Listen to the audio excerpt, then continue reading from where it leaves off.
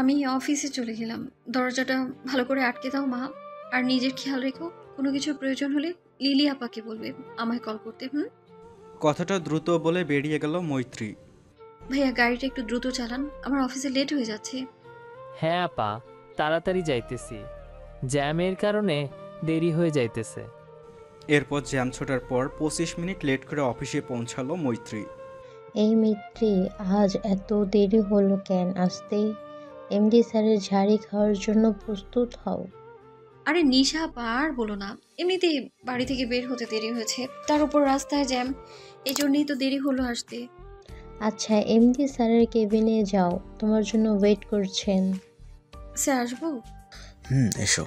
মৈত্রী, আজ একটা ইম্পর্ট্যান্ট মিটিং আছে, আর তুমি আজকেই দেরি করে এলে। সরি স্যার, আর এরকম কখনো হবে না। আচ্ছা যাও, প্রেজেন্টেশন রেডি করো। ক্লায়েন্টের আসতে আর 10 মিনিট বাকি আছে। টেন্ডারটা কিন্তু আমাদেরই পেতে হবে। Okay sir. মিটিং শুরু হওয়ার কিছুক্ষণ পর ক্রমাগত ফোন আসছে মৈত্রীর মোবাইলে।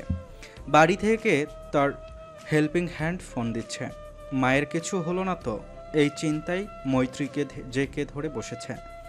মৈত্রী ভয়ে ভয়ে কলটা রিসিভ করে বলল, হ্যাঁ লিলি আপা বলো।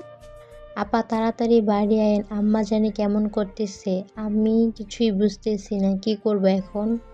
মৈত্রী দ্রুত বসের কেবিনে গিয়ে বলল, স্যার আমায় দ্রুত বাড়ি যেতে হবে, আমার মায়ের প্রচন্ড শরীর খারাপ, মাকে এক্ষুনি হসপিটালে ভর্তি করতে হবে। এই বলে মৈত্রী অফিস থেকে ছুটি নিয়ে দ্রুত পায়ে বের হয়ে গেল। বাসায় এসে হাসপাতালে তার মাকে নিয়ে গিয়ে জানতে পারল তার মা হার্ট অ্যাটাক করেছে। এই সব শুনে মৈত্রী কাঁদতে লাগলো। মা ছাড়া তার এই দুনিয়ায় কেউ নেই। মৈত্রীর বাবা মায়ের প্রেমের বিয়ে ছিল, এতে তাদের দুই পরিবারের অসম্মতি ছিল, তাই বিয়ের পর কেউ ওনাদের মেনে নেয়নি। বিয়ের পর ওনাদের সংসার ভালোই চলছিল, কিন্তু মৈত্রী হওয়ার 3 বছর পর বাবার রোড অ্যাক্সিডেন্টে মৃত্যুবরণ করেন। এতে আফসানা বেগমের একা জীবন হয়ে ওঠে দুর্বিষহ। বহু কষ্টে তিনি মৈত্রীকে বড় করেছেন। মিত্তি আপা, ডাক্তার আপনারই ডাকতেছে। ডাক্তার সাহেব মৈত্রীর উদ্দেশ্যে বললেন, আপনি পেশেন্টের কে হন? পেশেন্ট আমার আম্মু হয়। আমার আম্মু এখন কেমন আছে ডক্টর সাহেব? পেশেন্টের অবস্থা ভালো না, যত দ্রুত সম্ভব পেশেন্টের হার্টে রিং পরাতে হবে। 5-6 লাখ টাকা মতো খরচ হবে আপনাদের। আপনি টাকার ব্যবস্থা করুন, দ্রুত পেশেন্টের ট্রিটমেন্ট শুরু করতে হবে। মৈত্রী চিন্তাতে ঘামতে শুরু করল। এত টাকা সে কোথায় পাবে? যা ইনকাম করে তাতে তাদের মা মেয়ের টেনে টুনে চলে যায়, হাতে কোনো বাড়তি টাকা জমানো থাকে না কখনো। লিলি আপা তুমি এখানে থাকো, আমি টাকার ব্যবস্থা করার চেষ্টা করছি। হাসপাতাল থেকে বের হওয়ার পর মৈত্রী ভাবল, কার কাছে এখন সাহায্য চাইবে সে? এত লাখ টাকা দিয়ে কেই বা সাহায্য করবে তাকে? এমতো অবস্থায় তার অফিসের বস এমডি স্যারের কথা মনে পড়ল। লোকটা তাকে ভীষণ স্নেহ করে। দেরি না করে মৈত্রী দ্রুত ব্যস্ত পায়ে অফিসের উদ্দেশ্যে ছুটে গেল।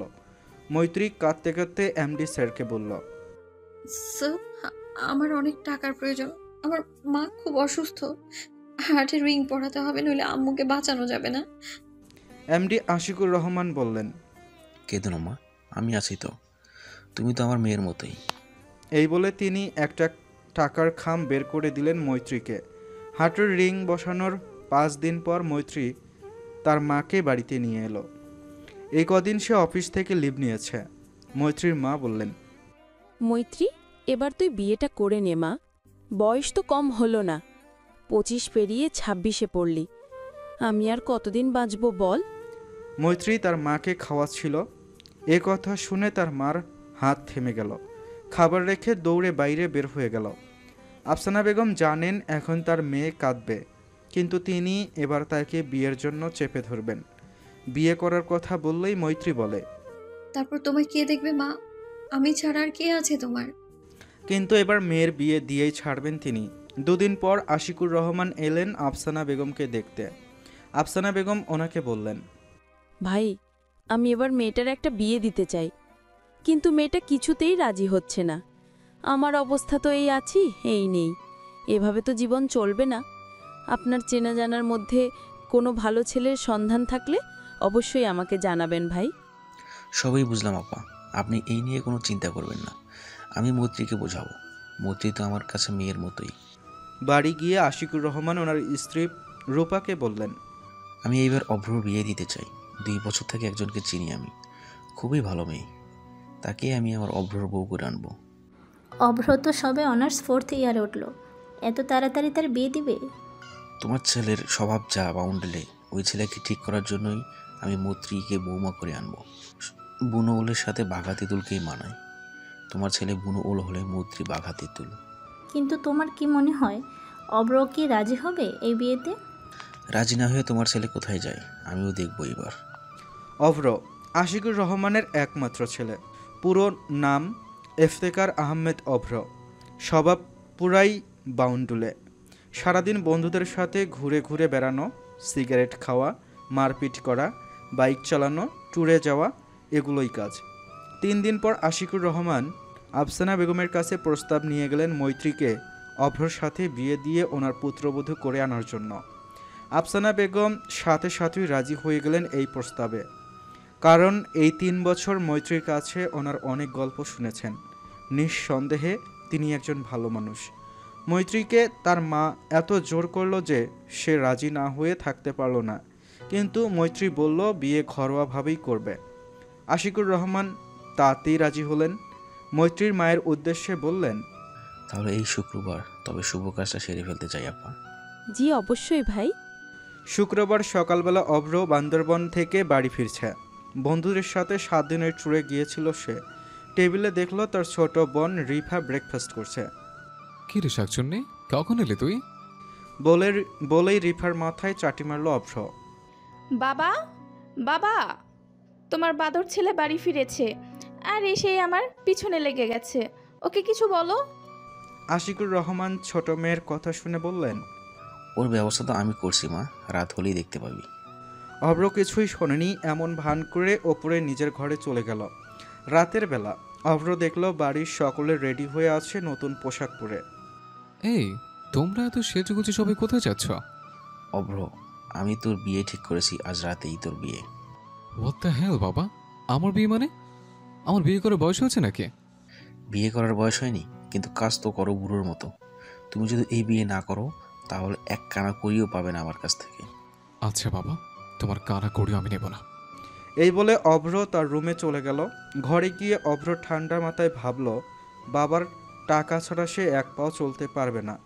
বন্ধুবান্ধবদের সাথে ট্যুর দিতে, তাদের হাইফাই রেস্টুরেন্টে খাওয়াতে প্রচুর টাকা খরচ হয় মাসে। অভ্র মনে মনে বলল, বিয়েটাকে করো নি, তারপর বাবাকে টাইট দেব। অভ্র তার বাবার কাছে গিয়ে বলল, ওকে, আমি রাজি তোমাদের পছন্দের মেয়েকে বিয়ে করতে। আশিকুর রহমান মনে মনে ভাবলেন, এই ছেলে কিভাবে এত সহজে রাজি হয়ে গেল বিয়ে করতে? নিশ্চয়ই কোনো ফোন দিয়ে এটেছে মনে। কিন্তু মুখে অভ্রকে বললেন, যা রেডি হয়ে আয়, তোর আলমারিতে বিয়ের পাঞ্জাবি রাখা আছে। এরপর তারা সবাই মৈত্রীদের বাড়ির উদ্দেশ্যে রওনা হলো। মৈত্রীদের বাড়িতে খুবই সাদামাটা আয়োজন। আফসানা বেগম তো কিছু করতে পারবেন না এখন, তাই মৈত্রী আর লিলি মিলে রাতের খাবারের আয়োজন করেছেন।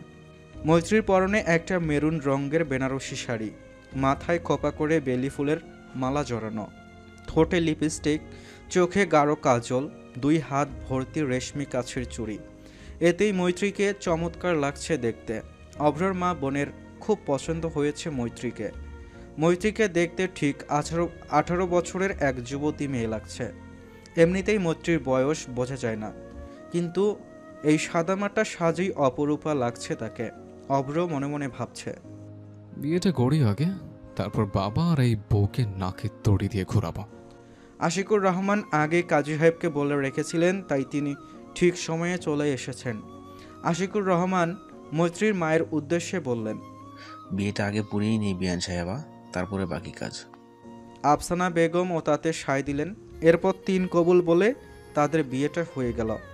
মৈত্রী ও অভ্র একে অপরের সম্পর্কে কিছুই জানে না, এমনকি তাদের চোখাচোখিও হয়নি। রাতের খাওয়া দাওয়ার পর আশিকুর রহমান বললেন, বিয়ান সাহেবা, এবার তবে মেয়েকে বিদায় দিন। বিদায়ের সময় মা মেয়ে কান্নায় ভেঙে পড়ল। মৈত্রী তার মাকে একা ছেড়ে যাবে না।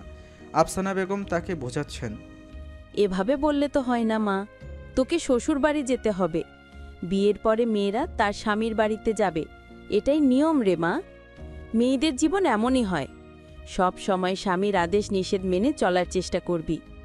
অবশেষে অনেক বোঝানোর পর মৈত্রী এই বলে রাজি হলো যে আমি প্রতিদিন এসে তোমায় দেখে যাব মা, আর কিছুদিন পর আমার সাথে নিয়ে যাব তোমায়। তারপর মৈত্রী চলে গেল তার শ্বশুর বাড়িতে। মৈত্রীকে একটি ঘরে বসিয়ে দিয়ে গেছে আর বলে গেছে এটাই আজ থেকে তার বেডরুম। ঘড়িতে মৈত্রীর সময় দেখল রাত 12টা বাজে। এদিকে তার চোখে ঘুম বুজে আসছে। একসময় মৈত্রী আর চোখ খুলে রাখতে না পেরে ঘুমিয়ে পড়ল। বাড়ি এসেই অভ্র আবার বের হয়েছিল বন্ধুদের সাথে দেখা করতে। এরপর বাড়ি ফিরল রাত 1টার পরে। বেডরুমে এসে দেখল বউ তার বিছানা দখল করে ঘুমিয়ে আছে। এতক্ষণে অভ্র মৈত্রীকে দেখার সুযোগ পেল। মৈত্রীর গায়ের রং মাশাল্লাহ দুধে আলতার মতো, যেমন উচ্চতায় তেমনি তার সুগঠিত দেহপল্লব। শাড়ি পরার অভ্যাস নেই মৈত্রীর। ঘুমের ঘরে শাড়ির অবস্থা বেহাল। অভ্র স্পষ্ট দেখতে পাচ্ছে মৈত্রীর সুডল বুকের ভাঁজ আর সুগভীর নাভিকুণ্ড। অভ্র বেশিক্ষণ তাকিয়ে থাকতে পারল না, তার নিঃশ্বাস ভারী হতে শুরু করেছে। সে দ্রুত ওয়াশরুমে চলে গেল। ফ্রেশ হয়ে এসে মৈত্রীর পাশে খালি জায়গায় ঘুমিয়ে পড়ল অভ্র। সকালবেলা মৈত্রীর ঘুম ভাঙল পাখির কিচিরমিচির আওয়াজে। মৈত্রী নিয়মিত নামাজ পড়ে, কিন্তু এখন তার নামাজের ছুটি আছে। ঘুম ভাঙার পর মৈত্রীর মনে পড়ল কাল রাতে তার বিয়ে হয়েছে। তড়াক করে সে বিছানার অপর পাশে তাকালো, মানে পাশে যে ছেলেটা ঘুমিয়ে আছে সেই তার স্বামী। অভ্রকে দেখেই মৈত্রীর মুখ থেকে আপনা আপনি বের হয়ে এলো, মাশাআল্লাহ, কত সুদর্শন পুরুষ উনি। অভ্রর খাড়া নাক, খোঁচা খোঁচা চাপা দাড়ি, সব কিছুতেই মনোমুগ্ধকর। কিন্তু মৈত্রী তো আর জানে না অভ্রর স্বভাব কতটা বখাটে, উড়নচণ্ডী ছেলে। মৈত্রী অত কিছু না ভেবে ঘরের সাথে লাগোয়া ব্যালকনিতে গেল। সেখানে গিয়েই তার মনটা খারাপ হয়ে গেল। ঠোঁট বিড়বিড় করে বলল, আল্লাহ, এত সুন্দর এত বড় বেলকনিতে নাকি একটা গাছও নেই, এটা কোনো কথা? মৈত্রী মনে মনে ঠিক করল, প্রতিদিন অফিস থেকে আসার সময় চারা কিনে নিয়ে আসবো, তারপর ওগুলো দিয়ে সুন্দর বেলকনিটাকে কাছে ভরিয়ে ফেলবো। হ্যাঁ। সকাল 7টার দিকে ব্রেকফাস্টের ডাক পড়ল। অভ্র তখনও ঘুমিয়ে আছে। বাড়ির সবাই জানে 11টা ছাড়া এই ছেলের ঘুম ভাঙবে না। খাবার টেবিলে টুকটাক সবার সাথে কথা হলো মৈত্রীর। আশিকুর রহমান বললেন, এখন ছুটি কাটাও 6-7 দিন, তারপর অফিসে জয়েন করো মা। এরই মধ্যে রিফা জিজ্ঞেস করল, ভাবি, এবার তুমি কিসে পড়ো? আমি তো মাস্টার্স করছি, এই বছরই শেষ হয়ে যাবে। মানে তুমি আমার চেয়ে 6 বছরের বড়, আর ভাইয়ার থেকে 2 বছরের বড়। কথাটা বলার সাথে সাথেই পুরা টেবিলে থমথমে ভাব বিরাজ করছে। আজ অভ্রর খুব সকালেই ঘুম ভেঙে গেছে, এমনটা সাধারণত হয় না। সে ভাবল তবে তার সবার সাথেই ব্রেকফাস্ট করবে। যেমনি সে ড্রয়িং টেবিলের কাছে গেল তখনই রিফার বলা কথাটা তার কানে গেল। সাথে সাথে তার মাথার ওপর যেন বাজ ভেঙে পড়ল। শেষমেশ বাবা 2 বছরের বড় একটা মেয়ের সাথে তার বিয়ে দিল। এমনকি মৈত্রী নিজেও জানতো না এই কথাটা। আশিকুর রহমান চোখ মুখকে কাচুমাচু করছেন। রূপা বেগম থমথমে মুখে রিফাকে বললেন, তোর ভাবিকে রোমে নিয়ে যা রিফা। সিরিয়াসলি বাবা, তুমি আমার সাথে 2 বছরের বড় একটা মেয়ের বিয়ে দিয়ে দিলে? তোমার কি কোনো কাণ্ডজ্ঞান নেই? নিজের ছেলের সাথে এত বড় অবিচার করতে পারলে তুমি? অভ্র মুখটা রাগি করে রাখলেও মনে মনে পৈশাচিক আনন্দ পাচ্ছে। তার বাবাকে বাগে আনার একটা উপায় খুঁজছিল অভ্র, কিন্তু এখন সেটা অভ্র পেয়ে গেছে। এদিকে রূপা বেগম রাগি রাগি চোখ করে তার স্বামীর দিকে তাকাচ্ছে। তিনি জানেন রূপা বেগম একটু পর শান্ত হয়ে যাবে, কিন্তু এখন তার চোখের সামনে থেকে পালাতে হবে। রূপা, আমি অফিসে গেলাম, সাবধানে থেকো তোমরা। কথাটা বলেই তিনি দ্রুত পায়ে বের হয়ে গেলেন। বেডরুমে ঢুকতে ঢুকতে অভ্র মিটিমিটি হাসছে। মনে মনে শয়তানি হাসি হেসে বলল, এই সিনিয়র ম্যাডামকে যদি নাস্তানাবুদ করতে না পেরেছে, তবে আমার নাম ইফতেখার আহমেদ অভ্র নয়। অভ্র মৈত্রীর কাছে গিয়ে বলল, হাই সিনিয়র ম্যাডাম, আমি আপনার একমাত্র জুনিয়র বর ইফতেখার আহমেদ অভ্র। দেখছেন, আমি আমার একমাত্র বোন না, আমি জানি না। অভ্র কিন্তু জানে তার বউয়ের নাম অপরাজিতা মৈত্রী। রিফার মুখে নামটা শুনেছিল, তাও মৈত্রীকে জ্বালানোর জন্য জিজ্ঞাসা করল, এদিকে মৈত্রীর রাগে দুঃখে লজ্জায় কাঁদতে ইচ্ছা করছে। শেষে কিনা তার চেয়ে 2 বছরের ছোট একটা ছেলের সাথে তার বিয়ে হলো। মৈত্রী ভদ্রতার খাতিরে তার নামটা বলল। আমার নাম অপরাজিতা মৈত্রী। একটু আগে রিফা তার গুণধর ভাই সম্পর্কে বলছিল, 1 নম্বরের হাড়ে বজ্জাত, কারো কথা শোনে না। এবার সে ঢাকা বিশ্ববিদ্যালয় ম্যাথমেটিক্স নিয়ে 4র্থ বর্ষে পড়ছে। পড়ালেখা নিয়ে তার মাথা ব্যথা নেই, তবুও প্রতি সেমিস্টারে টপ রেজাল্ট করে। মৈত্রী তো শুনেই মাথা ব্যথা করছে। বউ, ও বউ, কোন ভাবনা হারালেন? আপনি তো আমার বউ, তুমি করে বলবো দেখে আপনি করে বলবো।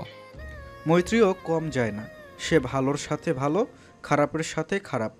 তাই জবাবে বলল, যেহেতু তুমি আমার ছোট তাই আমাকে আপনি করে বলবে, ঠিক আছে জুনিয়র বর? মৈত্রীর কথা শুনে অভ্র একটা ঝাটকা খেল। এই মেয়ে তো ধানি লঙ্কা, ভালো জমবে এর সাথে। মায়ের কাছে গেলাম আমি। বলেই মৈত্রী হন হন করে বেরিয়ে গেল রুম থেকে। মা, আপনি কি আমার উপর রাগ করেছেন? আমি জানতাম না আপনার ছেলে আমার থেকে 2 বছরের ছোট। আরে না, আমি রাগ করিনি। আমার ছেলেটা কিন্তু প্রচুর বেয়ারা, তার স্বভাব তোমাকেই ঠিক করতে হবে। এজন্যই এত তাড়াতাড়ি বিয়ে দেওয়া হলো। রূপা বেগম অভ্রকে ডেকে বললেন, অভ্র, মৈত্রী আর রিফাকে নিয়ে শপিংয়ে যা। এত তাড়াহুড়ো বিয়ে হলো যে কিছুই কেনাকাটা হয়নি। ওদের দুজনকে পছন্দ মতন শপিং করিয়ে নিয়ে আয়। আমি পারবো না মা, এই 2 শাকচুনিকে আমার সাথে নিয়ে যেতে। ছি অভ্র, এগুলো কী ধরনের কথা? আমি ওদের বলছি রেডি হতে, কিছুক্ষণ পরে শপিংয়ে নিয়ে যা। যাও মৈত্রী, রেডি হয়ে নাও, আমি রিফাকে গিয়ে বলছি। শপিংয়ে গিয়ে রিফা প্রথমেই বায়না ধরল টেডি বিয়ার কিনবে। রিফা গোলাপি রঙের 2টো টেডি বিয়ার কিনল। এর জন্য পড়ে টেরের উচ্চতা তো দেখি তোর চেয়েও বড়। রিফা মুখ ভেংসি কাটল, এরপর জামার দোকানে ঢুকল। রিফা বলল, ভাইয়া, ভাবিকে তুমি ড্রেস সিলেক্ট করে দাও। আমার ঠাকা পড়ছে তোর ভাবিকে ড্রেস সিলেক্ট করে দিতে। রিফা, আমি নিজেই করতে পারবো। হঠাৎ অভ্রর বিকিনি টাইপের একটা ড্রেসের ওপর চোখ পড়ল। মৈত্রীর কানে অভ্র ফিসফিস করে অভ্র বলল, বউ, ওইদিকে দেখেন, ওই ড্রেসটা আপনার গায়ে সবচেয়ে বেশি ভালো মারবে, অনেক হট লাগবে আপনাকে দেখতে। ছি, তুমি এত অভদ্র। নিজের চেয়ে বড় একটা মেয়ের সাথে লুচ্চামো করছো তুমি। এটাকে লুচ্চামি বলে না ম্যাডাম, এটাকে বলে বউয়ের সাথে রোমান্টিক কথা বলা। তখন ওই রিফা এসে বলল, এই, তোমরা কি এত কথা বলছো? ড্রেস সিলেক্ট করা হলো তোমাদের? আমার তো হয়ে গেছে। আমি এই 10টা ড্রেস সিলেক্ট করেছি ভাইয়া। 10টা ড্রেস দাদার জন্ম দেখেছিস তুই? রিফা উত্তরে বলল, দাদার জন্মে দেখিনি, কিন্তু বাপের জন্মে দেখেছি। তোমরা দুজন টম এন্ড জেরির ঝগড়া থামাও, আমারও হয়ে গেছে। মাত্র এই কয়টা ড্রেস নিলে তুমি ভাবি? চলো এখন ড্রেসের সাথে মিলিয়ে হিজাব কিনবো। এরপর তারা শপিং শেষ করে দুপুরের খাবারটা রেস্টুরেন্টে খেয়ে নিল। বাড়ি ফিরে তারা সকলেই ক্লান্ত। মৈত্রী ভাবল, আগে গোসলটা সেরে নিই, তারপর একটু ঘুমাবো। ঠান্ডা পানি গায়ে পড়ার সাথে সাথে তার মনে হলো সমস্ত ক্লান্তি দূর হয়ে গেছে। ওয়াশরুম থেকে বের হয়ে দেখলো অভ্র পায়ের ওপর পা তুলে বসে সিগারেট টানছে। এই ছেলে ঘরের মধ্যে বসে সিগারেট টানছো, তোমার লজ্জা করে না? লজ্জা? সেটা আমি কেন করব? লজ্জা তো করবে আপনার মতো মহিলারা। আমি মহিলা হলে তুমি তাহলে একটা বুড়ো? 23 বছরের একজন তাগড়া যুবক আপনি বুড়ো বলছেন? বুদ্ধি কি আপনার হাঁটুর নিচে নেমে গেছে? মৈত্রী বলল, এই ছেলের সাথে কথাই পারা যাবে না, এরপর থেকে তুমি আর সিগারেট খাবে না। সিগারেট? আমি তো মদও খাই। অভ্র মদ খায় না, কিন্তু তাও বলল মাঝে মধ্যে পার্টিতে যা 1-2 গ্লাস খায়, এতেই অভ্রর ভালো মতো নেশা চড়ে যায়। রাতে খাবার সময় মৈত্রী বলল, স্যার, আমি আমার মাকে এখানে নিয়ে আসতে চাই। মাকে দূরে রেখে আমার এক মুহূর্ত থাকা সম্ভব না। আমার মা অসুস্থ মানুষ। রূপা বেগম বললেন, বিয়ানকে নিয়ে আসো, তাহলে আমারও একজন সখী হবে। আশিকুর রহমান বললেন, আমাকে স্যার বলছো কেন মা? এখন থেকে বাবা ডাকবে, ঠিক আছে? জি আচ্ছা। রূপা বেগম বলে উঠলেন, অভ্রটা এখনো বাড়ি ফিরল না, এই ছেলেকে নিয়ে আর পারা যায় না। অভ্রের বাবা মৈত্রীকে বলল, কাজের প্রতি আমার ছেলেটার কোনো আগ্রহ নেই। আমার তো বয়স হয়েছে, আমার পরে এত বড় কোম্পানি কে চালাবে বলো?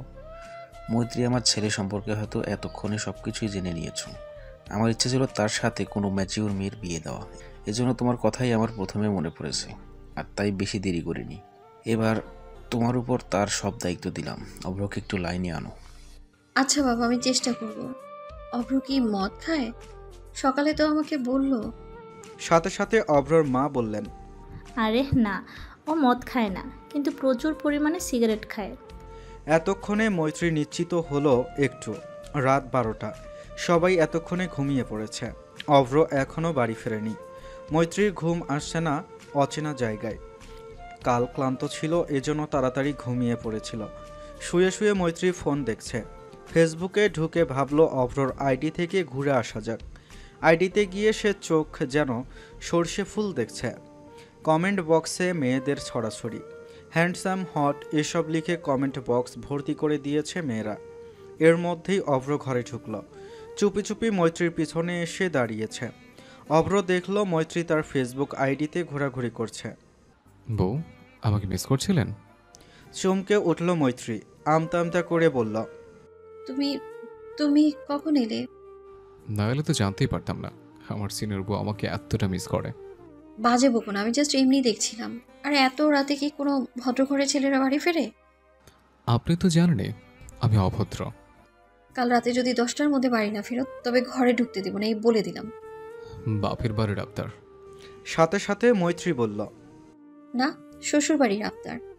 মৈত্রী একা একা মনে মনে ভাবছে, বিয়ে যেহেতু হয়েই গেছে, তাই এই অভদ্রের সাথেই চুটিয়ে সংসার করব। তবে তার আগে এই অভদ্রকে বাগে আনতে হবে। পরপর 2 দিন অভ্র রাত 12টার পর বাড়ি ফিরেছে। মৈত্রী 2 দিনই অভ্রকে ঘরে ঢুকতে দেয়নি।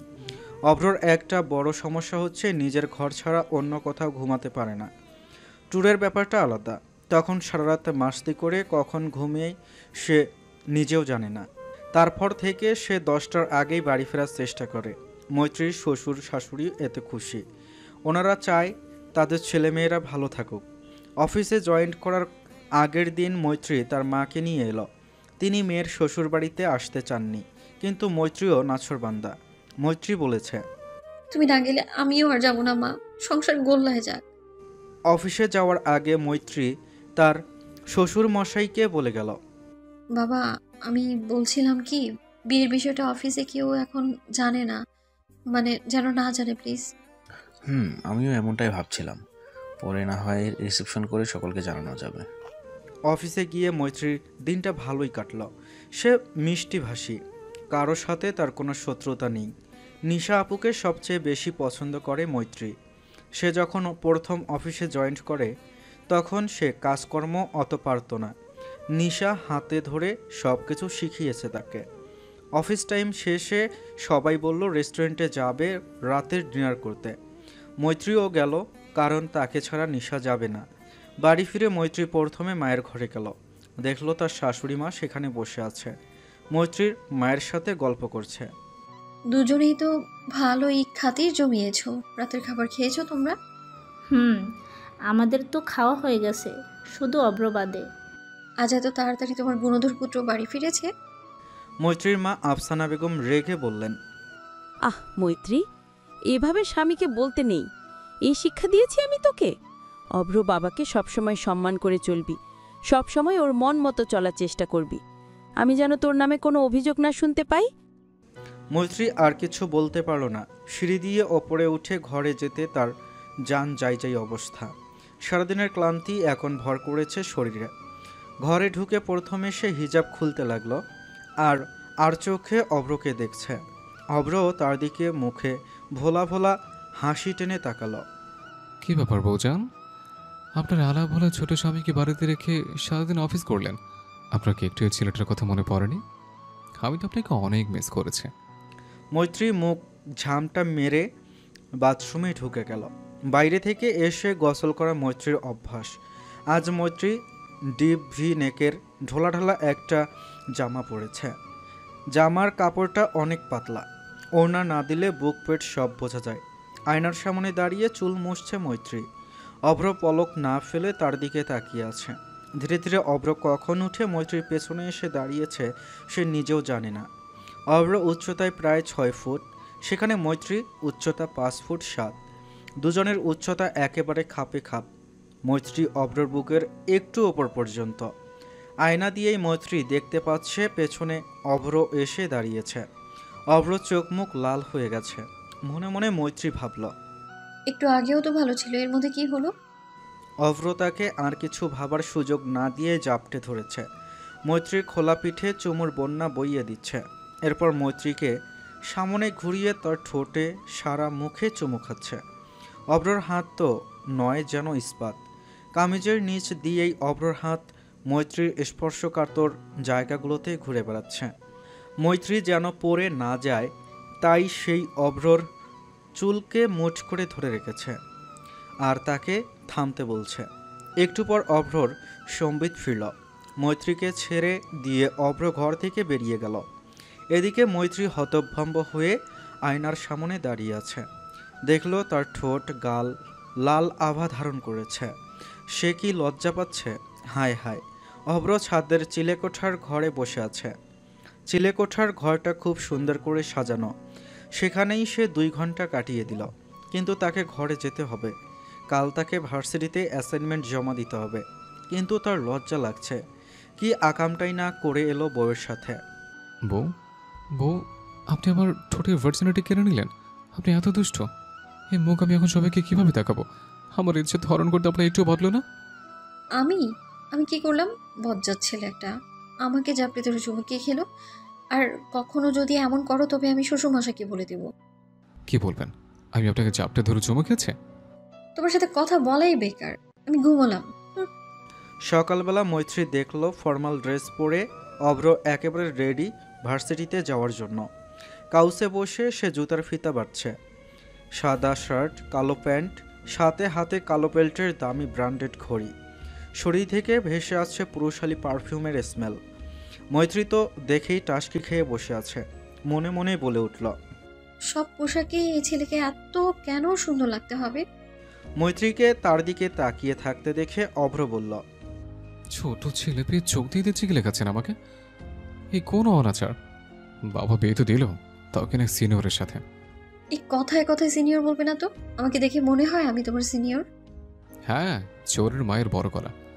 অভ্রর বাচ্চা। আমার এখনো বাচ্চা হয়নি। আপনি একবার সুযোগ দিলে হতে পারে। আল্লাহ, এই ছেলের সাথে কখনো কি আমি কথায় পারবো না? অ্যাসাইনমেন্ট জমা দিয়ে বন্ধুদের সাথে আড্ডা দেওয়ার পর অভ্র ভাবল বউকে একবার জ্বালিয়ে আসা যাক। যেই ভাবা সেই কাজ। সোজা বাবার অফিসে চলে গেল অভ্র। অফিসে আজ অভ্রকে দেখে আশিকুর রহমানের চোখ কপালে উঠে গেল। মনে মনে ভাবলেন, এই ছেলেকে এত ভুলেও তো অফিসে আনা যায় না, কিন্তু আজ হঠাৎ এই মুখ কিভাবে হলো? আর এইদিকে অভ্রকে দেখে তো মেয়েদের হুমড়ি খাওয়ার মতো অবস্থা। পারে না গায়ের ওপরে ঢলে পড়ে। মৈত্রীর তো গা পিত্তির জ্বলে যাচ্ছে। আশিকুর রহমান অভ্রকে ওনার কেবিনে বসতে বললেন। ওনাকে একটা ডিল সাইন করতে অফিসের বাইরে যেতে হবে। অন্যদিন তিনি মৈত্রীকে সাথে নিয়ে যান, কিন্তু আজ তাকে রেখে গেল আর যাওয়ার সময় বলে গেলেন অভ্রকে দেখতে। ও যে খোকা যেন, এত বড় দামড়া ছেলেকে আবার কি কি দেখে রাখবো? তাও মৈত্রী একজন স্টাফকে বলল অভ্রকে কফি দিতে, কিন্তু সে এসে বলল অভ্র তাকে কেবিনে ডাকছে। অজ্ঞতা মৈত্রীকে যেতে হলো। কেবিনে ঢোকার সাথে সাথে হ্যাঁচকা টানে অভ্র তাকে বুকে টেনে নিয়েছে। এই জুনিয়র ছেলেটার উপর কি জাত করলেন আপনি? সারাদিন মন খালি বউ বউ করে, একটুও শান্তি নেই। যেখানে যাই সেখানে একটা শাকচুনি মাথায় ঘোরে। তাই তো চলে এলাম বউয়ের সাথে দেখা করতে। আপনার এরকম হয় বুঝে? অসভ্যতা করার জায়গা পাও না তুমি? না, পাই না। এই জন্য তো বউয়ের কাছে এলাম। মৈত্রীর কাছে এলে অভ্রর কি হচ্ছে সে নিজেও জানে না। অভ্র তড়িৎ বেগে মৈত্রীর কাঁধে মুখ গুজে দিয়েছে। ধীরে ধীরে সামনে এগিয়ে ধপাস করে দুজনে সোফায় গিয়ে পড়ল। অভ্র কি করছো? ছাড়ো আমায়। এটা অফিস, তোমার বাড়ি না। বুদ্ধিশুদ্ধি কি একেবারে লোপ পেয়েছে তোমার? না, ছাড়বো না। এভাবেই থাকুন, আমার ভালো লাগছে। এই তুমি কি আমার প্রেমে পড়েছো? হ্যাঁ, প্রেমে পড়েছে, কিন্তু পেছলে নয়। একেবারে উষ্টা খেয়ে হাত পা একেবারে ভেঙে আছে। আপনি আদর দিয়ে ঠিক করে দিন। ছি, সবসময় মুখে আজে বাজে কথা। একটু তো ভালো কথা বলতে পারো না কি? আপনারাই তো বলেন আমি বাজে ছেলে, এখানে আমার কি দোষ? সন্ধ্যার দিকে দুজনে একসঙ্গে বাড়ি ফিরল। আশিকুর রহমান বিজনেস ডিলটা করে অনেক আগে বাড়ি ফিরেছেন। বাড়ি ফিরে মৈত্রীর প্রথম কাজ তার মায়ের সাথে দেখা করা। এরপর ড্রয়িং রুমে এসে জানতে পারল অভ্রর চাচাতো বোনের বিয়ে ঠিক হয়েছে। আগামীকাল সকালে তাদের গ্রামের বাড়িতে যেতে হবে। রিফা তো ভীষণ এক্সাইটেড। রূপা বেগম সকলকে বললেন মৈত্রী যে অভ্রর চেয়ে 2 বছরের বড়, এই বিষয়টা যেন কেউ না জানে, না হলে গ্রামের মানুষরা কটু কথা শোনাবে, যেটা তার সহ্য হবে না। মৈত্রীর কথা শুনে মনটা খুশিতে নেচে উঠল। এরা সবাই এত ভালো কেন? মৈত্রী বেডরুমে গিয়ে অভ্রকে বলল, অভ্র, সবার সামনে তুমি আমাকে আপনি করে বলবে না। আর তোমাকে কিছু কথা জিজ্ঞেস করার ছিল। আমাদের সম্পর্কটা নিয়ে তুমি কি সিরিয়াস? হ্যাঁ, প্রথমে বিয়েটা বাবাকে টাইট দেওয়ার জন্য করলেও এখন আমি সিরিয়াস। এতদিন একসঙ্গে থাকতে থাকতে আমার একটা ভালো লাগা জন্মেছে আপনার প্রতি। এটাই বিয়ে পাওয়ার, বুঝলা কি বাছাধন? জি ম্যাডাম, বুঝেছি। আমি তোমার সাথে একটা সুখী সংসার চাই অভ্র। আমার আর আমার মায়ের দায়িত্ব নিতে হবে তোমাকে। তুমি যখন থেকে আমাদের দায়িত্ব নেবে, আমি চাকরিটা তখনই ছেড়ে দেব। আমি পুরো দমে তোমার উপর নির্ভরশীল হতে চাই। লেখাপড়া, চাকরি বাকরি কোনো কালেই আমার পছন্দ ছিল না। স্বপ্ন দেখতাম সুন্দর একটা ঘর সংসার হবে আমার, কিন্তু নিজেদের দুরবস্থা দেখে ছোট থেকেই পড়ালেখা করেছি, চাকরির জন্য চেষ্টা করেছি। আর বাবাও চায় তুমি কোম্পানির দায়িত্ব নাও। বাবা আর কত করবে? বাবারও তো এখন বয়স বেড়েছে। আমি বলছি না তুমি এখনই কোম্পানির দায়িত্ব নাও, কিন্তু এখন থেকেই নিজেকে তৈরি করো। আমি আমার সর্বোচ্চ চেষ্টা করব। অভ্র মৈত্রীকে শক্ত করে জড়িয়ে ধরে বলল, আমি আপনাকে ভালো লাগার ক্ষেত্রে কোনো খামতি রাখবো না। এই তো ভালো ছেলের মতো কথা। এই প্রথম আপনি বোধহয় আমার কোনো প্রশংসা করলেন। সবার সামনে আপনাকে তুমি করে বললেও আমি কিন্তু আপনাকে আপনি করে বলবো। তোমার যা ইচ্ছে বলো। চলো ডিনারটা করে আসি, সকালে আবার দ্রুত উঠতে হবে তো। ব্যাগ গোছানো বাকি আছে এখনো। রাতে বিছানায় দুইজন দুই দিকে শুয়ে পড়ল। মৈত্রী খেয়াল করলো অভ্র ধীরে ধীরে তার দিকে এগিয়ে আসছে। এছাড়া ভাব গতি তো সুবিধা লাগছে না। অভ্র, তোমার দিকে জায়গা রেখে তুমি আমার দিকে এসছো কেন? দূরে সরো।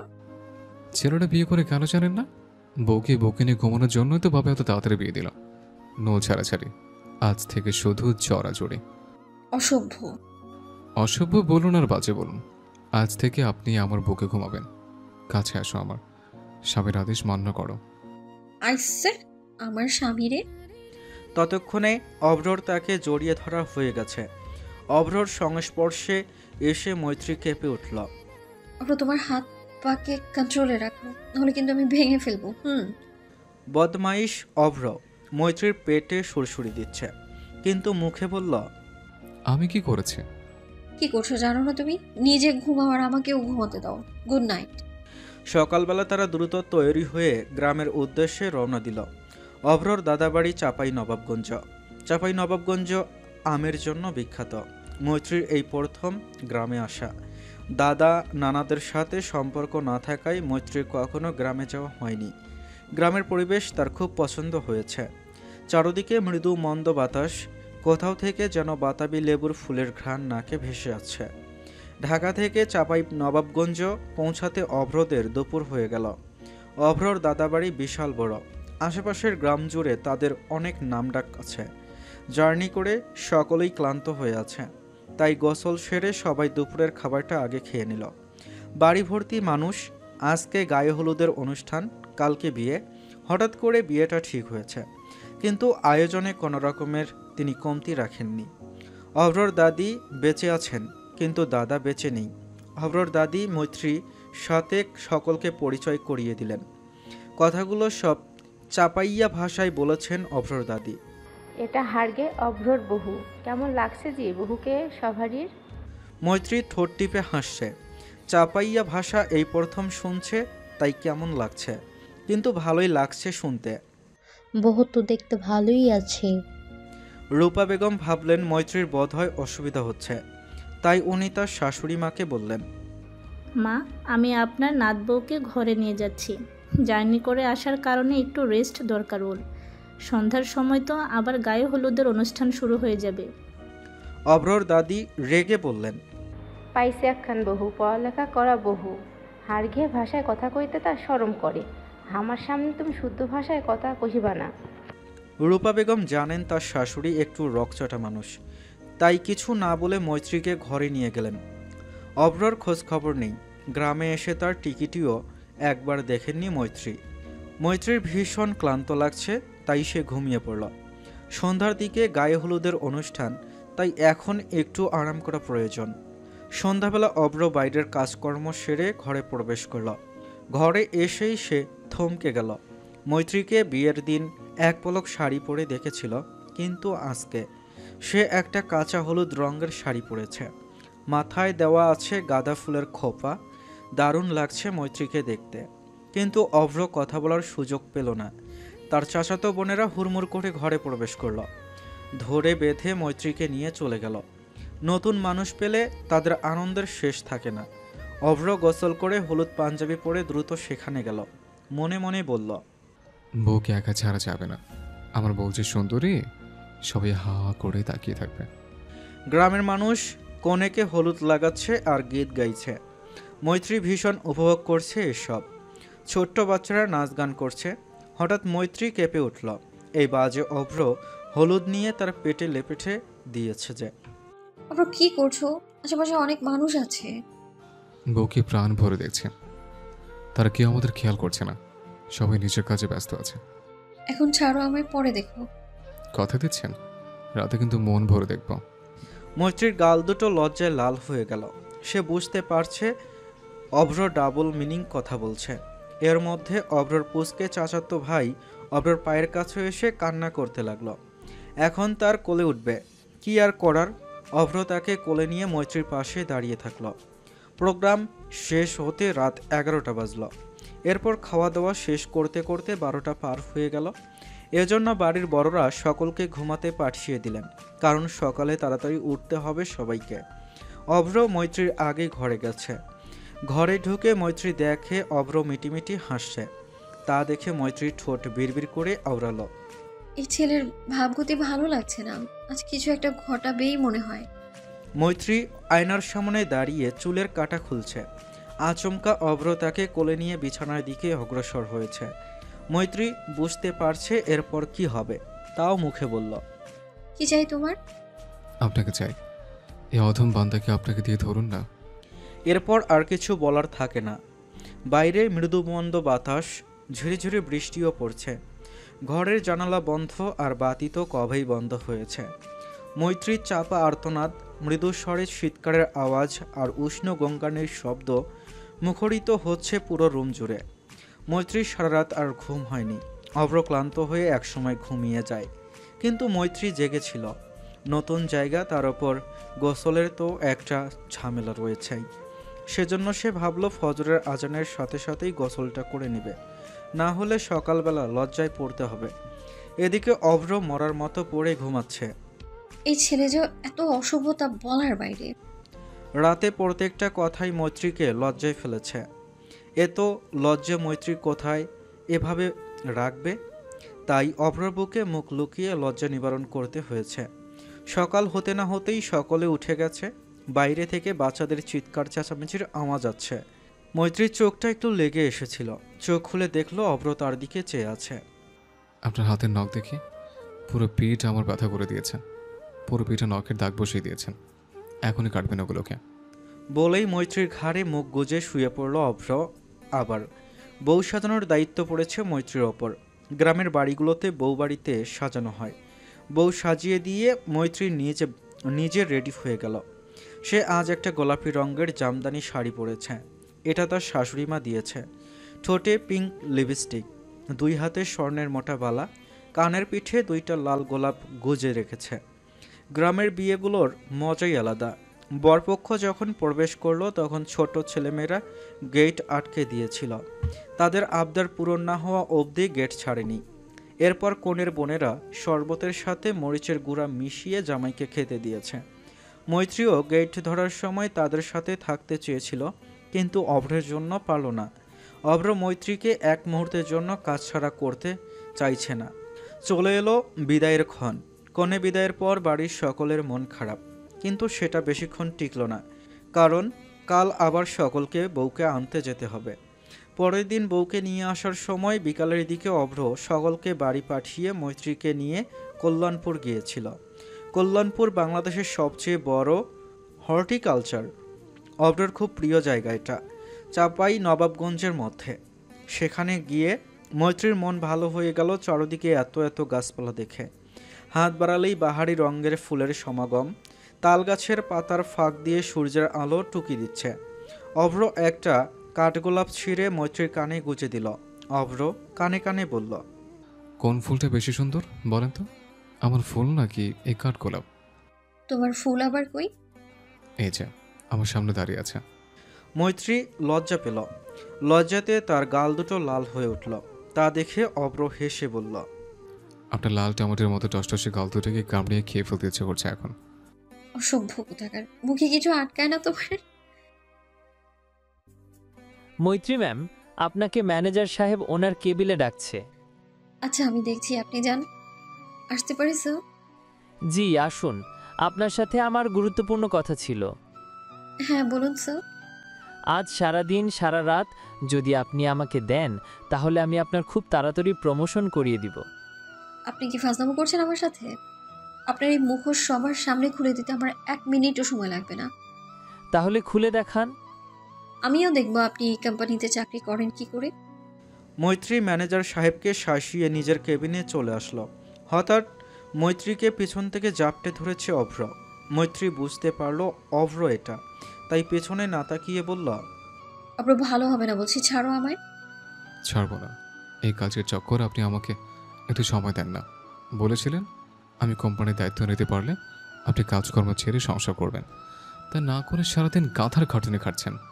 আপনার রাগ করো না, আমি অফিসে না আসলে তোমার একার উপর অনেক চাপ পড়ে যাবে, এই জন্যই তো অফিসে আসা। আচ্ছা আপনি আপনার কাজ নিয়েই থাকেন, আমি বেরোলাম। কেটে গেছে প্রায় 2 বছর। অভ্র নিজের বাউন্ডুলে পোনা স্বভাব ছেড়ে কাজকর্মে মনোযোগী হয়েছে। তাই বলে অভ্রর দুষ্টমি একটুও কমেনি। সন্ধ্যার দিকে মৈত্রী বাড়ি ফিরে গেল। অভ্র তখনও বাড়িতে ফেরেনি। অপেক্ষা করতে করতে রাত 12টা পার হয়ে গেল, কিন্তু এই ছেলের নাম কথা নেই বাড়িতে ফেরার। ফোন করলেও ফোন ধরছে না। মৈত্রী মনে মনে অভ্রর জন্য সারপ্রাইজ প্ল্যান করল। রাত 1:30টার দিকে অভ্র ফিরল বাড়িতে। ভাবলো সবাই হয়তো ঘুমিয়ে পড়েছে, কিন্তু ঘরে এসে সে অবাক। পুরো ঘর মোমবাতি দিয়ে সাজানো, কিন্তু মৈত্রীকে কোথাও দেখা যাচ্ছে না। এই মেয়ে আবার কোথায় গেল? মৈত্রীর প্রিয় জায়গা ব্যালকনি। বিয়ে হওয়ার পর থেকে বিভিন্ন সময়ে সে ব্যালকনিতে বিভিন্ন গাছ লাগিয়েছে, যার কারণে ব্যালকনির রূপ বদলে গেছে। ব্যালকনি দেখলে যে কেউ মুগ্ধ হতে বাধ্য। চারদিকে রং বেরঙের ফুলের গাছ, লতা পাতা, মানি প্লান্ট, সাথে আছে একটা ছোট্ট বুক সেলফ। ব্যালকনিতে গিয়ে অভ্রের অবস্থা যাই। এই মেয়ের রূপ তো নয় যেন আগুন। বারবার এই রূপে অভ্র ঝলসাতে বাধ্য। মৈত্রীর পরনে ফিনফিনে লাল রঙের শাড়ি, তার ওপর ব্যাকলেস ব্লাউজ। মৈত্রীর সুডল অবয়ব এতে স্পষ্ট বোঝা যাচ্ছে, কিন্তু অভ্র কোনো প্রতিক্রিয়া না করে মৈত্রীর পাশে গিয়ে দাঁড়ালো। মৈত্রী বুঝতে পারছে অভ্র তার পাশে দাঁড়িয়ে আছে। মৈত্রী নিজের লজ্জা লুকিয়ে বলল, দুপুর থেকে হয়তো কিছু খাওনি, খেয়ে নাও এখন। অভ্র কোনো কথা না বলে ফ্রেশ হয়ে এসে চুপচাপ খেয়ে নিল, তারপর ঘুমাতে চলে গেল। রাগে দুঃখে মৈত্রীর কান্না পাচ্ছে। যার জন্য এত কষ্ট করে সাজলো সে ফিরেও তাকালো না। এ দুঃখ সে কোথায় রাখবে? পুরো বিছানা রেখে অভ্রর পাশে যে ফাঁকা জায়গাটুকু রয়েছে সেখানে এসে মৈত্রী একেবারে অভ্রর গলা জড়িয়ে ধরে শুয়ে পড়ল। বাধ্য হয়ে অভ্র তার কোমর জড়িয়ে ধরল, না হলে পড়ে যাবে, কারণ পাশে মাত্র হাফ হাত মতো জায়গা ফাঁকা। কি চাই? জানো না কি চাই? না বললে কিভাবে জানবো? আশ্চর্য, তুমি জানো না আমি কি চাই? আরে বাবা, মুখে না বললে কিভাবে বুঝবো আপনার কি চাই? আমায় এখন আদর করো। আদর করার কি জিনিস? খায় না মাকে। এবার মৈত্রী কাঁদতে শুরু করে দিয়েছে। এই ছেলের সাথে আর কথাই বলবে না। অভ্র তো হাসতে হাসতে শেষ। অভ্র রাগ করেছিল, কিন্তু বাড়ি আসার পরপরই তার রাগ ভেঙে গেছে। এরপর আর কি, মৈত্রীর রাগ ভাঙে দুজনে খুনসুটিতে মেতে উঠল সারা রাত জুড়ে। মৈত্রী আর এখন অফিসে যায় না। সারাদিন 2 মায়ের সাথে কেটে যায়। সন্ধ্যাবেলা অভ্র, রিফা আশিকুর রহমান বাড়ি ফিরলে গল্পের আসর বসে ড্রয়িং রুমে। এভাবেই চলছে তাদের ছোট্ট সংসার। হঠাৎ একদিন জানতে পারল মৈত্রী প্রেগনেন্ট। কাউকে বলেনি মৈত্রী, প্রথমে অভ্রকে বলবে, তারপর বাকি সবাইকে। রাতের বেলা মৈত্রী এই গুড নিউজটা অভ্রকে বলার পর তার খুশি আর দেখে কে, পুরা বাড়ি তার চিৎকারে গমগম করছে। মৈত্রীকে কোলে নিয়ে এক পাক ঘোরাও শেষ। দৌড়ে গিয়ে বাবা মা শাশুড়িকে বলে এলো।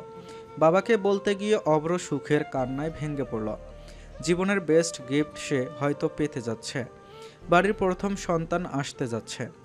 রূপা বেগম তার সবচেয়ে প্রিয় গহনা স্বর্ণের 7 নড়ি হারটা মৈত্রীকে উপহার দিলেন। মৈত্রীর মা হয়তো সবচেয়ে বেশি খুশি হয়েছে। তার মেয়ের ভরা সংসার দেখে যেতে চেয়েছিল। ওনার সেই ইচ্ছা পূরণ হচ্ছে। মৈত্রীর মা আল্লাহর কাছে লাখ লাখ শুকরিয়া আদায় করলেন। রাতের বেলা অভ্র একবার মৈত্রীর পেটে হাত বুলাচ্ছে তো একবার চুমু খাচ্ছে। তোমায় পাবনায় রেখে আসতে হবে নাকি অভ্র? বাচ্চা আসার কথা শুনতে পাগল হয়ে গেলে? বাচ্চা পৃথিবীতে আসার পর যে কি করবে তুমি আল্লাহই ভালো জানে। এগুলো এখন থামাও তো, আর চুপচাপ ঘুমাও আমাকে নিয়ে। আরেকটা আদর করে নেই, তারপর ঘুমাবো। মার্ক মাই ওয়ার্ডস, আমি ওয়ার্ল্ডের বেস্ট ফাদার হব। মিলেনিয়ান কথাটা আপনি। মৈত্রীর প্রেগন্যান্সির পুরোটার সময় বাড়ির সকলে খুব সতর্ক থেকেছে। অব্রত 7 মাসের মাথায় তার বাবাকে সব দায়িত্ব দিয়ে বাড়ি থেকে বসে বসে কাজ করছে, আর সারাদিন মৈত্রীর সেবা যত্ন করছে। মৈত্রীর খেয়াল রেখেছে। অবশেষে এলো সেই মহেন্দ্রক্ষণ। মৈত্রীকে ডেলিভারির জন্য ওটিতে নিয়ে যাওয়া হয়েছে। মৈত্রীর প্রেগন্যান্সিতে কোনো কমপ্লিকেশন ছিল না, তাই সে একবারও আল্ট্রাসোনোগ্রাফি করতে রাজি হয়নি। ডেলিভারির পর 2 জন নার্স সাদা তোয়ালাতে জড়িয়ে 2টা বাচ্চা নিয়ে এলো। জানালো মৈত্রীর যমজ মেয়ে হয়েছে। অভ্র কারো কোলে বাচ্চাদের দেবে না, সবাই চাতক পাখির মতো বাচ্চাদের নেওয়ার জন্য অপেক্ষা করছে। আশিকুর রহমান বারবার নেওয়ার জন্য হাত বাড়াচ্ছেন। রিফা কান্না করতে শুরু করে দিয়েছে, কিন্তু অভ্র 2 হাতে 2 মেয়েকে নিয়ে চুপটি করে বসে আছে। এসব দেখে বিরক্ত হয়ে অভ্রর মা বলল, বাবা এবার তো আমাদের একটু দে। আর কতক্ষণ নিয়ে থাকবি তুই? তোরই তো মেয়ে, তোর কাছেই তো থাকবে সব সময়। অভ্র ভাবলো এখন দিয়ে দেই, কারণ সে এখন মৈত্রীর কাছে যাবে। ততক্ষণ এরা নিয়ে থাকুক, আসার পর আবার সে কোলে নেবে মেয়েদের। ক্যাবিনে ঢোকার পর মৈত্রী ধীরে কণ্ঠে বলল, বাচ্চাদের কোলে নিয়েছিলে? আমার রাজকন্যারা এইটুকু হয়েছে, একদম ঠিক পুতুলের মতো। আমি ওদের নিয়ে আসছি, জাস্ট 1 মিনিট। এরপর বাড়ির সবাই মিলে একে একে মৈত্রীকে দেখতে এলো। বাচ্চাদের নিয়ে এসে মৈত্রীর পাশে রাখল। তারা কেউ বুঝতে পারছে না বাচ্চাদের মধ্যে কে বড় আর কে ছোট, কিন্তু মৈত্রী বাচ্চাদের মুখ দেখেই বুঝতে পারল।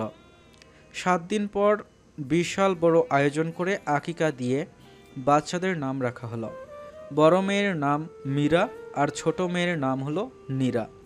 এ কদিন রূপা বেগম ও আফসানা বেগম মৈত্রীর সাথেই ছিল। অভ্রকে অন্য ঘরে যেতে বলা হয়েছে, কিন্তু সে বাচ্চাদের ছেড়ে যাবে না, এজন্য তাকে ঘরের একপাশে বিছানা করে দিয়েছিল। অভ্র, তুই কি কাজকর্ম করবি না? দাদু ভাইদের আমাদের নেওয়ার সুযোগ দিয়ে একটু। আমার মেয়েদের তুমি নিতে পারবে না, আর একটু বড় হোক তখন করে নিও বাবা। তারপরে গাল লাল করে দেবো বেয়াদব ছেলে। আমি নাকি নিতে পারবো না? তোকে কোলে নিয়ে কে বড় করলো? মৈত্রী, তোমার বরকে নিয়ে যাও। বাচ্চাদের একবারও শান্তি মতো নিতে পাইনি। সাথে সাথে মৈত্রী বলল, অভ্র তুমি মেয়েদের দিয়ে এক্ষুনি আমার সাথে রুমে আসবে। বাবা ওর জন্য পাবনার সিট বুকিং করুন।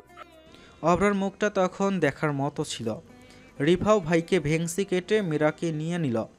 নীরাকে কোলে নিয়ে নিল আশিকুর রহমান, আর মৈত্রী টানতে টানতে অভ্রকে ঘরে নিয়ে গেল। বাচ্চাদের পেয়ে আমায় ভুলে গেছো তাই না?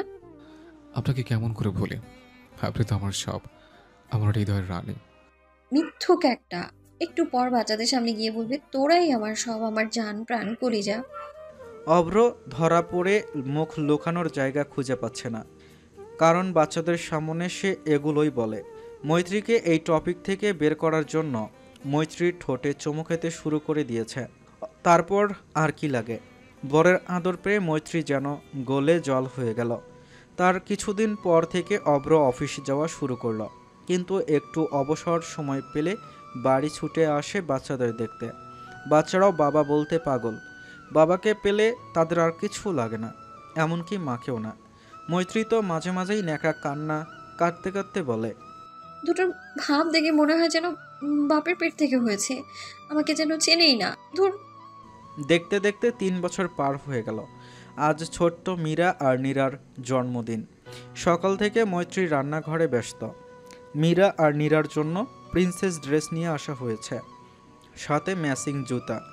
মীরাটা একটু শান্ত, কিন্তু নীরার মতো বিচ্ছু আর দুটো নেই। পুরাই বাপের ফটোকপি হয়েছে। অভ্র ওদের দুজনকে রেখে বাইরে গেছিল। এর মধ্যে মীরার কান্নার আওয়াজ পাওয়া গেল। কিচেন থেকে দৌড়ে এসে মৈত্রী দেখল নীরা মীরার গাল কামড়ে দিয়েছে। মীরার কান্না দেখে মৈত্রীও কাঁদতে লাগলো। ছোট্ট নীরা মাঝে মাঝেই মীরাকে মারে। নীরা গলগল চোখে ড্যাব ড্যাব করে তাদের দেখছিল, কিন্তু অভ্র ঘরে ঢুকার সাথে সাথে নীরাও কাঁদতে লাগলো। অভ্র আগে মৈত্রীকে চুপ করতে বলল, তারপর ভুলিয়ে ভালিয়ে বাচ্চাদের চুপ করলো। কিন্তু অভ্ররও খারাপ লাগলো, কারণ মীরার গালে দাগ বসে গেছে। বিকালের দিকে সব অতিথিরা আসা শুরু করে দিয়েছে। ছোট্ট মীরা আর নীরাকে মৈত্রী সাজিয়ে দিয়েছে। তাদেরকে দেখতে পুরাই বারবি ডল লাগছে। মৈত্রী তার মেয়েদের ড্রেসের সাথে মিলিয়ে শাড়ি পরেছে, কিন্তু অভ্র তাকে এভাবে বাইরে বের হতে দেবে না, কারণ আজ মৈত্রীকে ধারণার বাইরে সুন্দর লাগছে। অব্র, ভালো হবে না বলে দিচ্ছি। আমি যদি এইভাবে বের হতে না পারি, তবে তুমিও লাট সাহেবদের মতো করে বাইরে যেতে পারবে না। আমি মনে হচ্ছে কিছু বুঝি না, সব মেয়েদের পটানোর ধান্দা সবই বুঝি আমি। যখন তারা ঘর থেকে বের হলো, তখন সবাই তাদের দেখে অবাক। রিফা কাঁদো কাঁদো মুখে বলল, ছি, তোমাদের সাজ পোশাক এমন কেন? কত ভেবেছিলাম ফ্যামিলি ফটো তুলবো, কিন্তু তোমাদের যা বিছিরি লাগছে দেখতে। দুজনেই গোমরা মুখে ছিল। কিন্তু অতিথিরা চলে যাবার পর অভ্র আর মৈত্রী আবারও সেজে এলো। বাড়ির সবাই এদের দেখে হেসে কুটি কুটি, পারেও বটে এরা দুজন। তারপর তারা আবার কেক কাটল। দুই মেয়েকে কোলে নিয়ে অনেক ফ্যামিলি ফটো তুলল। রাতের বেলা বাচ্চারা ঘুমিয়ে যাওয়ার পর অভ্র মৈত্রীকে কোলে নিয়ে বারান্দায় গেল। ফুলের টব থেকে ছিঁড়ে একটা জবা ফুল মৈত্রীর কানে গুজে দিয়ে মৈত্রীর কপালে একটা চুমু খেয়ে বলল, আমার ব্যক্তিগত ফুল, অসংখ্য ধন্যবাদ আমার জীবন আসার জন্য, জীবনটাকে এত সুন্দর করে রঙিন করার জন্য, আমাকে এত সুন্দর দুটো কিউট কিউট পরি উপহার দেওয়ার জন্য। অব্র, তুমি আমাকে একবারও কখনো তুমি করে বলনি, আজ বলবে একবার? মৈত্রী, অনেক অনেক ভালোবাসি তোমাকে, অনেক অনেক ভালোবাসি আমার মেয়েদের আম্মুকে। মৈত্রী আবেশে চোখ বুঝল। অভ্রর কাঁধে মাথা রেখে বলল, অসংখ্য ধন্যবাদ তোমাকেও আমাকে পরিপূর্ণ করার জন্য অভ্র, আমাকে একটা পরিপূর্ণ সুখী সংসার উপহার দেওয়ার জন্য। আমিও তোমাকে অনেক অনেক অনেক ভালোবাসি আমার মেয়েদের আব্বু। ধন্যবাদ শ্রোতা বন্ধুরা, আজকের গল্পটা এই পর্যন্তই ছিল। গল্পটা আপনাদের কেমন লেগেছে অবশ্যই কমেন্ট করে জানাতে ভুলবেন না। সেই সাথে আমাদের চ্যানেলে নতুন হয়ে থাকলে অবশ্যই চ্যানেলটি সাবস্ক্রাইব করে আমাদের সাথে যুক্ত হয়ে যাবেন। দেখা হবে আবারও নতুন কোনো গল্পে। ধন্যবাদ সবাইকে। আল্লাহ হাফেজ।